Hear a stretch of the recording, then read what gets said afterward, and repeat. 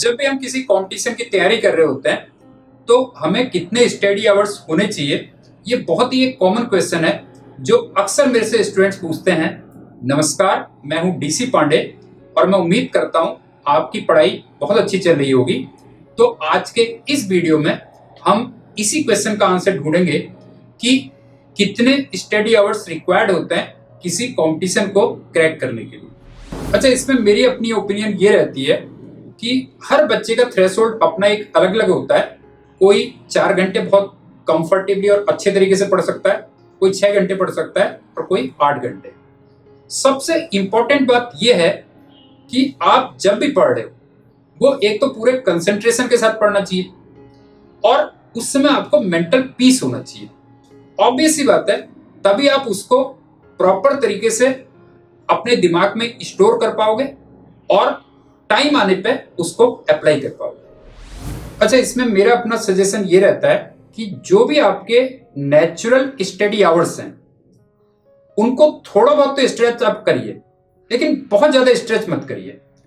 For example, अगर आप 4 hours बहुत कंफर्टेबली पढ़ सकते हैं तो आप 6 आवर्स तक उसको स्ट्रेच करिए, क्योंकि और इतना जरूरी भी है क्योंकि आप अल्टीमेटली एक कंपटीशन की तैयारी करने जा रहे हैं और वो भी एक ऐसा कंपटीशन जिसमें बहुत सारे बच्चे बैठते हैं। तो इतना तक तो ठीक है, लॉजिकल है।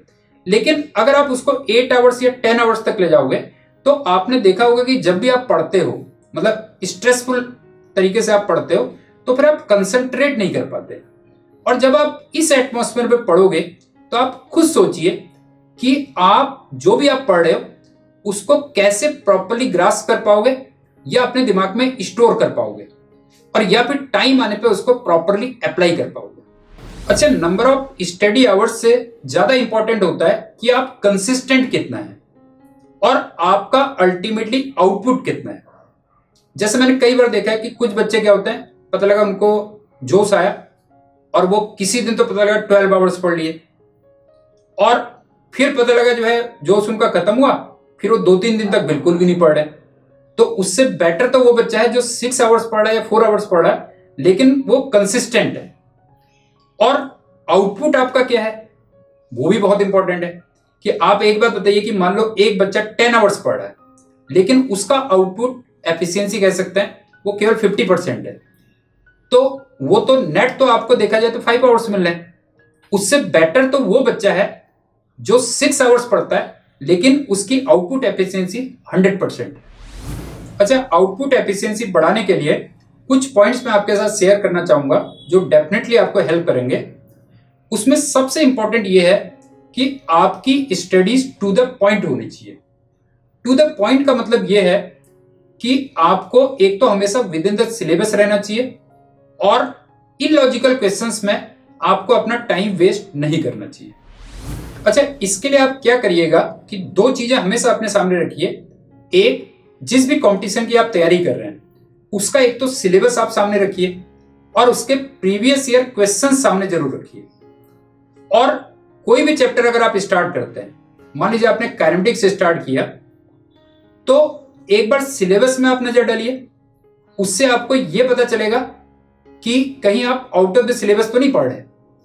और एक क्वेश्चंस पे जरूर नजर डालिए जो प्रीवियस ईयर क्वेश्चंस हैं, उससे आपको लेवल ऑफ क्वेश्चंस और किस टाइप के क्वेश्चंस पूछे जाते हैं उसके बारे में आइडिया लगेगा और आपका जो वैल्यूएबल टाइम है वो इलॉजिकल और आउट ऑफ द सिलेबस जो क्वेश्चंस होते हैं उसमें कम से कम वेस्ट नहीं होगा।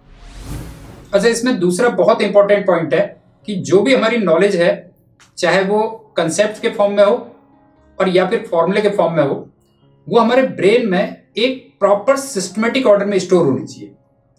और तभी क्या होगा कि जब हम कोई कंपटीशन दे रहे होंगे या फिर कोई प्रॉब्लम सॉल्व कर रहे होंगे तो जो फॉर्मूला या फिर जो कंसेप्ट उस समय रिक्वायर्ड है वो बिना टाइम वेस्ट किए हुए निकल के आ पाएगा। अदरवाइज क्या होगा कि हमने अगर हैपेजेड तरीके से अपने कंसेप्ट या फॉर्मूले को अपने दिमाग में स्टोर किया हुआ है तो पता लगा जो फॉर्मूला या जो कंसेप्ट चाहिए हमें वो या तो मिल ही नहीं पाएगा और या फिर बहुत टाइम वेस्ट होगा।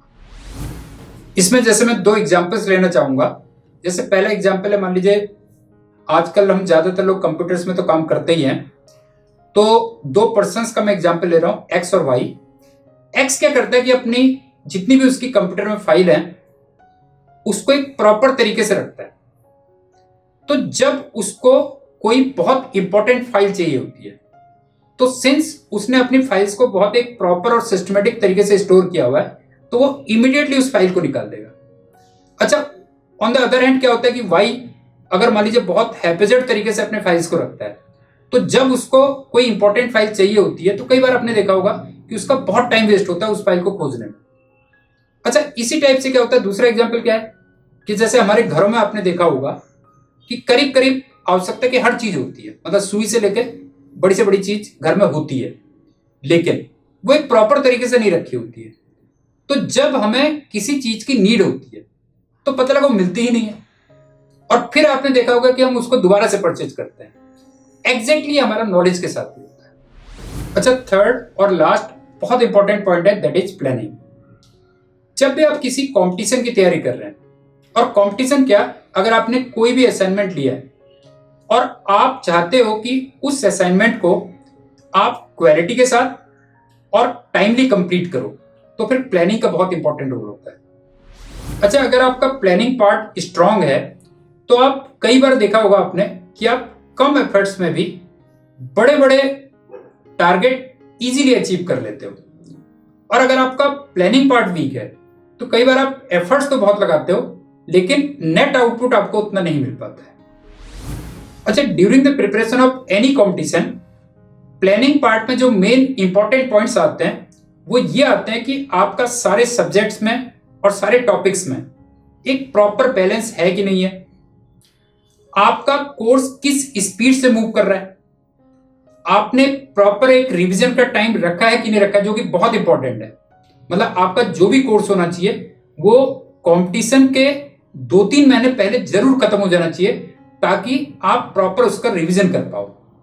उसी टाइप से आप टेस्ट कैसे दे रहे हो, वो एक सिस्टमेटिक तरीके से है या नहीं है, और उनकी फ्रीक्वेंसी क्या है।